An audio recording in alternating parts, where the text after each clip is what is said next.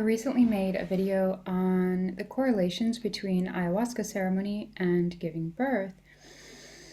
And I realized that it could actually be a full-on series because there's just so much to say here, and it's literally been basically what I've been steeped in for nearly a decade. So perhaps we will make a series. I would love to actually create some more content and programs around integrating the wisdom of ayahuasca through conception, pregnancy, and birth, as well as the master plant dietas. But for now, I just wanted to make a part 2 on the video that I made yesterday. And so what this part is going to look at is the cleansing effect that ayahuasca has, as well as birth, in the way that birth is inherently designed to actually cleanse us and sculpt us into parents, the same way that ayahuasca is sort of inherently designed to cleanse us and sculpt us into being the fullest, healthiest versions of ourselves, connected, coherent, in right relationship to the earth. And I also want to talk a little bit about mindfulness sitting in ceremony and how it really quite literally is the same thing as birth, because when you sit in a ceremony, your body, your mind, and your spirit are all opening. And so it's really critical that you're very aware of the energies that are surrounding you in the ceremonial context, because all of the energies that come in are imprinting your being. They're either inhibiting or amplifying and maximizing your healing possibilities, or they're reinforcing traumas. And the same goes for birth. All the way through pregnancy and through giving birth, not only is that baby imprinted, but the mother is also imprinted. And as I said in the last video, at the time of birth, that woman's entire lifetime of experiences becomes illuminated. And so there's a massive opportunity to deeply repair, deeply rescript, and profoundly re-imprint her body, her mind, her spirit, and transform and support her to heal all of those experiences, all of the sexual trauma, all of the previous birth trauma, all of the learned distorted beliefs and self-hate that she's ever had about herself, all of the illness, all of it. Birth has the potential to actually heal this and totally complete it. Because when you birth an entire being, it's like, who the hell is going to tell you that you're any less than an absolute super being, human, magical, multidimensional, powerful creatrix. And so a woman actually has the opportunity to come back into right relationship with her body, with her power. And so, it's like, I'm not going to open up this conversation, and I think it goes without saying at this point that, obviously there are a lot of forces and a lot of energies and institutions that are opposing this possibility of woman rising into her fullest power, highest potential. Because let's just be honest, if every woman birthed in power, this world would just not be the same place. I mean, actually, probably I wouldn't even be here having this conversation or speaking these words out of my mouth. It would be radically different.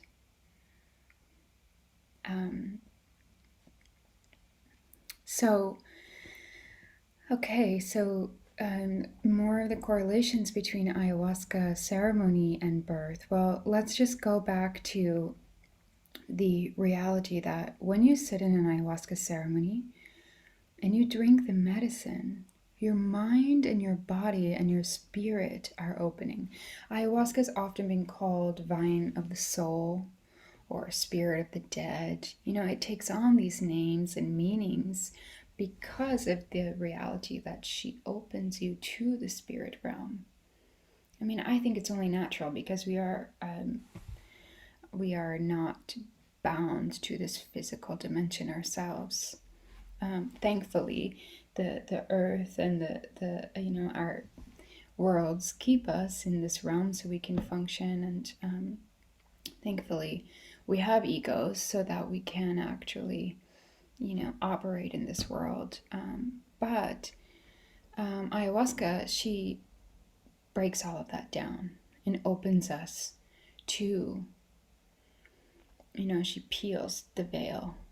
And so when you sit in ceremony, it's really, really, really important that you are aware of all the energies that are holding that space. Okay, now there's so many correlations as I open up to this topic between this and birth. One is you want to be dang sure that the person who is guiding you through that process is absolutely coherent with their own history, their own traumas, and has done and continues to do their own shadow work. Otherwise, you're profoundly limited in what you can accomplish inside of that space, and you might even be in a really dangerous situation.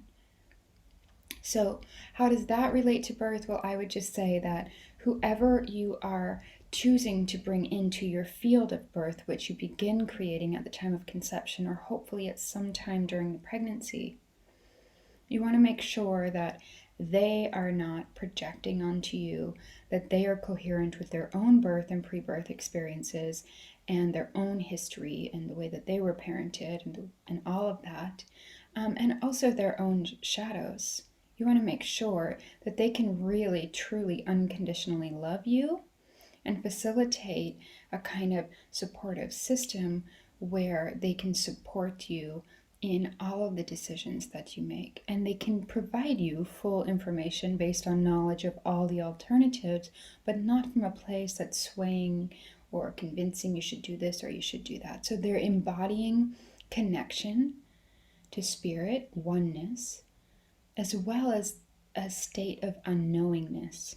I don't know what is best for you and the soul that's coming to earth. But I can facilitate a space that will maximize the possibility of rising into the highest possible scenario for your birth, and for this being who's coming to earth. So, as a woman progresses through pregnancy, she literally becomes more porous. She literally begins to open, so much so that in the very last weeks and days of pregnancy, her body literally begins to open.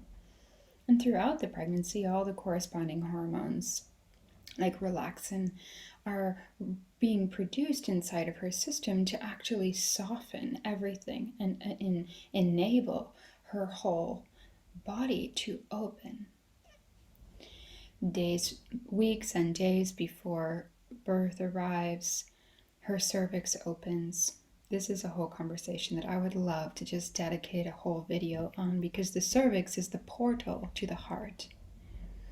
I'm just going to leave it there because there's just so much to talk about around that. But just to stay with the focus of today's video, it's like her whole system has to open in order for birth to happen. So when we open, we become very, very, very vulnerable. Any and all traumas that we've ever experienced, any fragmented misunderstandings and beliefs that are woven into the fabric of our bodies come up and they get released. It's like it's almost this purification process, this process of purging. In the ancient Shipibo tradition, they call this process of purging getting well. Getting well. Not sickness, getting well. So as all these energies get stirred up and they start to release, and she starts to go inwards and really change states of consciousness, all the energies that are surrounding her are either promoting her growth and transformation and healing, or they're reinforcing her trauma and wounds and false beliefs that she has about herself. And there's not really an in-between, okay?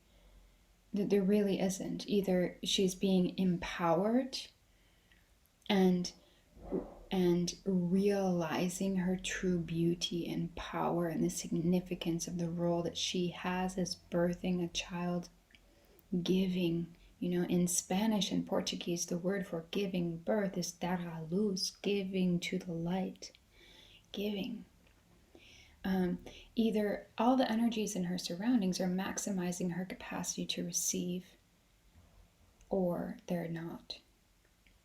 And there's a beautiful, beautiful choreography built in to birth that when it's left alone to unfold spontaneously, instinctually, it restores relationship with the feminine. It restores the masculine and feminine balance, because as the feminine receives, her needs are met, then she gives. So she switches roles from the feminine to the masculine, and she gives to the light. She gives a child. We have to give so little to her. Like, we offer so little, and she gives so much. The plants as well are such incredible teachers, because they ask us to make these little sacrifices. And in the moment, it just feels like so much and all-encompassing and like, But then you very quickly realize that, wow, what they give in return is beyond the most brilliant parts of our imaginations, beyond what we could ever come up with. And really, they're asking very little to let go of certain things. So we want to make sure that any and all of the energies that are entering the field of birth are truly supportive, truly empowering, and only vibrating two things. One is love and one is trust. So it goes without saying that the modern obstetrical, pathological, medicalized model of birth is not only reinforcing but perpetuating generations and generations of trauma to the feminine. Again, I want us to be really, really, really clear that, and you may have children, you may not have children, you may want children, you may not want children. Each and every one of us at some point in our lives, in our week even, are going to cross paths with a pregnant woman. So understand that she's in a non-ordinary state of consciousness, and that as she nears birth, that non-ordinary state is going to deepen and amplify. She's open and she's porous. And you always have an opportunity to, even silently, non-verbally, and even just psychically, send her positive energy, empowering energy. Okay, so with ayahuasca ceremony, the same thing is happening. So in ayahuasca ceremony, any and all of the energies that are surrounding a patient, a participant, in the jungle they would say pasajero, is imprinting them. And so if one is well, inevitably one is re-experiencing their own history and trauma in ayahuasca ceremony, no matter how they're moving and navigating that experience. It's one of the purposes why we drink ayahuasca, to clean, to clear, to cleanse, to align. So if inside of this space we are re-experiencing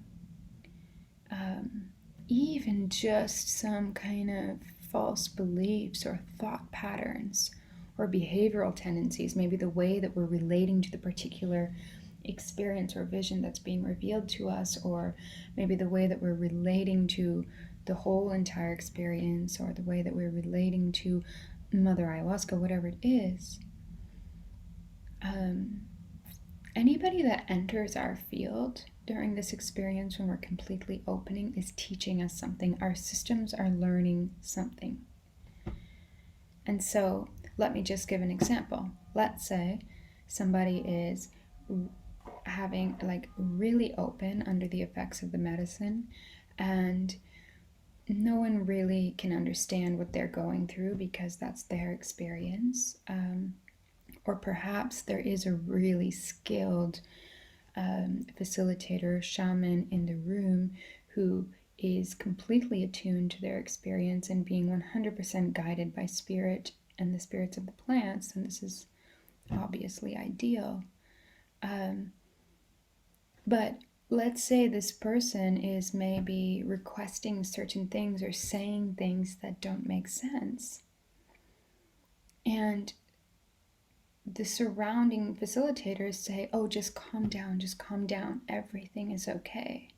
When in actuality, that person is viscerally, somatically, energetically, mentally, emotionally, physically, and spiritually re-experiencing sexual abuse. Then this doesn't line up. So everybody in this space has to be in a non-ordinary state. Everybody has to be, it's the same with birth. It's like, if you're unwilling to enter into a non-ordinary state of consciousness, then you shouldn't really be in the vicinity of birth. And we definitely know that doctors and most birth attendants and particularly medical professionals are not doing that. They are in their minds. They need to be in that space. They're planning and preparing for potential emergency.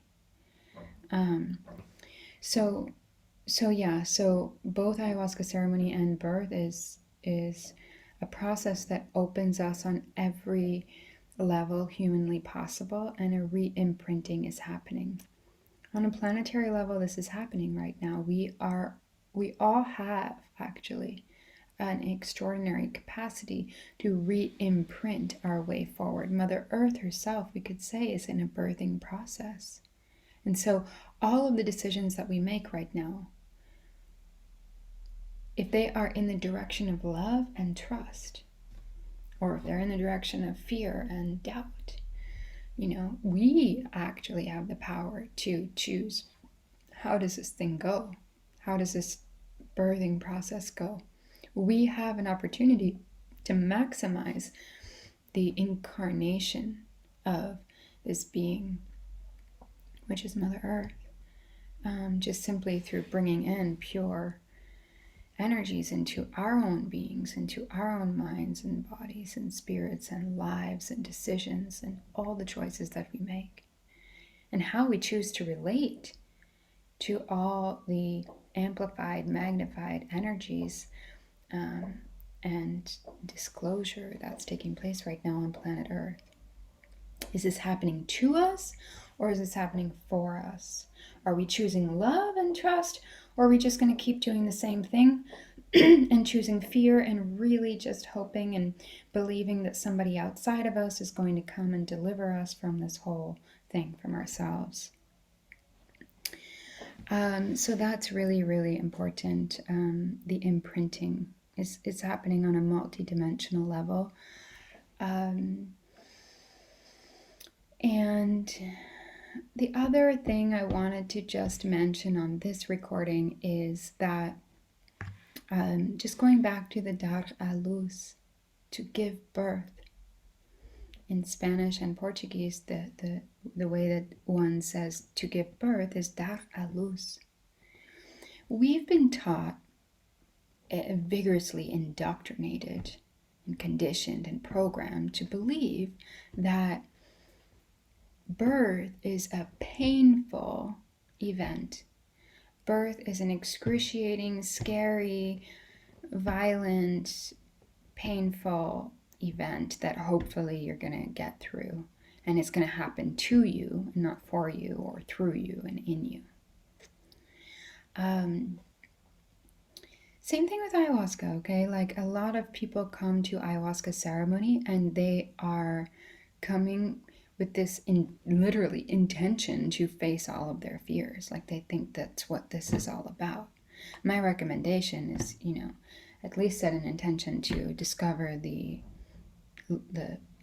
love or unconditional love or something, because inevitably en route, whatever's preventing you or distancing you from that original source of love is going to come up on the way. So the shadow work is like this inherent built-in part of the ayahuasca ceremony. And anyways, this requires a little bit of unlearning because we bring in our Western mindset into the space and can make things a lot more difficult than they need to be. So, ayahuasca can absolutely, like one thing for sure, it's very powerful and very intense and can be extremely uncomfortable, to calibrate to this power and strength of this primordial energy coming into you. It's, as a human being, this is a very can be a very overwhelming experience. How we relate to it can change everything. With ceremonies, oftentimes people have a real aversion to throwing up. And as we know, this is one of the ways that is, in this context, it's one of the ways that one can release energy or get well inside the ceremonial space. It's a release of energy that no longer serves you. It can also happen in sweating or getting cold and up and down of body temperature and heart rate, or yawning, laughing, crying, sweating, mental purge. So, a run through of a tape of all the subconscious energy that's been stored for decades or months or whatever. So there's many ways that the purging happens, but what I want to point out here is that, like, in the traditional context, at least in the ancient Shipibo tradition, they refer to the purging actually as getting well. And so it can really change everything, because as you're releasing, instead of feeling like, oh my God, this is so terrible, I'm so uncomfortable, this is really scary, I've never liked to throw up, and all of this and that, and all this old script, the moment you start saying, thank you, I give this back to you, the mother, I give it all back, I don't need this anymore, this doesn't belong to me. Maybe it served me for a time and it was protecting me, whatever it is, a thought form, a behavior, a thing that you did in the past, whatever it is, anger, hate, resent, trauma, fear, worry, all of these things. When you're purging, you're actually getting well. And so to actually change the script of, thank you, I give this to you, this is an offering, I don't need this anymore. And as I set this free of that, everybody benefits. The whole planet actually benefits. And so with birth, imagine if we actually related to birth as literally, I'm giving to the light. I am opening and making way for the most powerful and beautiful and sacred energy, holiness, to pass through. And this is my most sacred, holy offering to the earth. A child I give to the light. Imagine if we oriented to birth in that way. Imagine if we oriented to birth in that way. If you could sing your song and give your light. Open, give, receive, open, give. It's so beautiful. Birth is meant to be beautiful. It's meant to be ecstatic. And yes, it's intense, just like ayahuasca ceremony. It's intense and excruciatingly painful and ecstatic and, exquisite all at the same time. It's all happening simultaneously. The beauty about birth, and this is true, this will be another video, is, the corresponding brainwave states that are associated with these non-ordinary states of consciousness.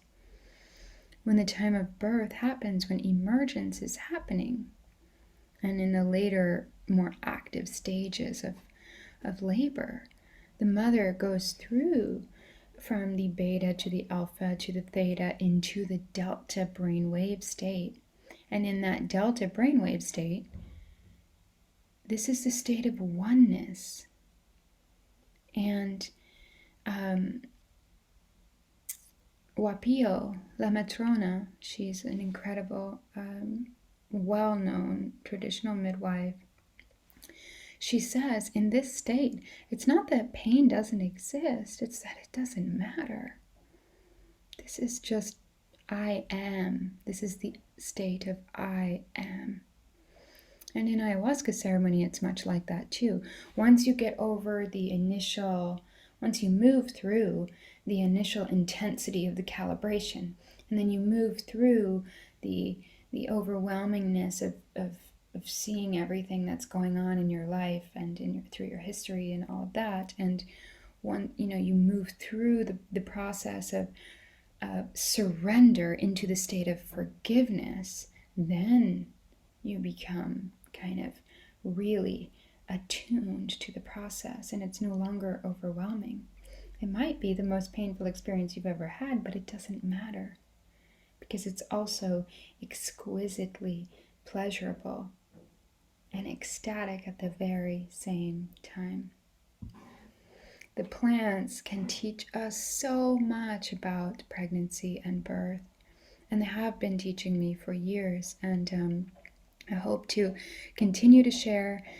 If you are looking for a support on your preconception, prenatal, birth journey, by someone who has experience and understanding of these deeper realms of healing and of the psychospiritual dimensions of birth, I'm here for you. I believe in birth, and I have a really unwavering belief in birth. So please take what you take from this. Leave comments, leave questions. That really helps me to know what to talk about moving forward. And I've so enjoyed going into these spaces with you today. This will continue.